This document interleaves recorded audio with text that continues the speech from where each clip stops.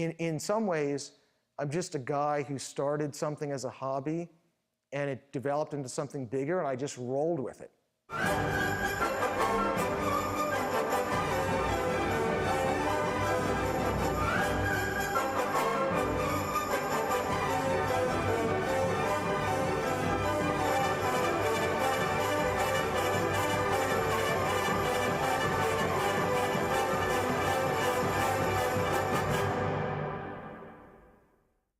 I didn't know what to do when I graduated, and I applied for a job, and I actually started teaching in Japan at the age of 19, believe it or not.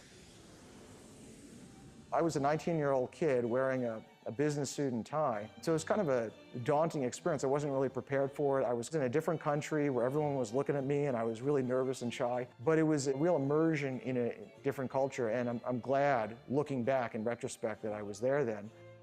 Before I went back to California, I found a copy of what was called the Tokyo Journal. It was a magazine in English. And I saw an entry and it said, Sumo Tournament.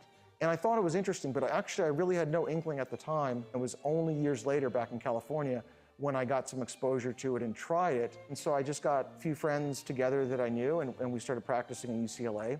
Pretty soon I thought, hey, let's not just practice, let's actually put some events on. We'd like to thank all of you for coming here today. It was the first US Sumo Open, and I had never really produced any events of any scale. Any business person with any degree of sense would have told me, you're crazy, what are you doing? And I had to take out loans and put liens on my car, and I went into great debt to put on that event. I thought, I'm never gonna do this again. Lo and behold, I produced the next one in 2002, 2003, and every year since then. Welcome to the largest international sumo competition in North American history. I'm Tyler Tuioni, and I'm with Andrew Freund, producer of all 14 US Sumo Opens. Thank you, Tyler. This is going to be incredible. Yama's amazing. He's competed for I'm working almost 20 hours a day in and day out, leading up to the tournaments.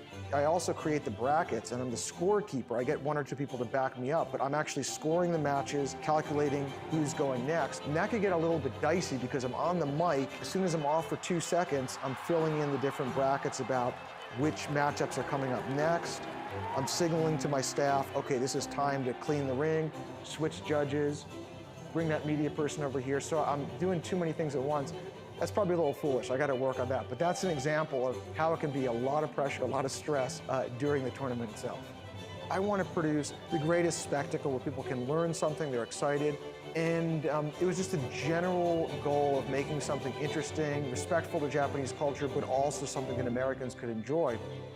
So since the 90s even, we've been doing sumo performances in various forms.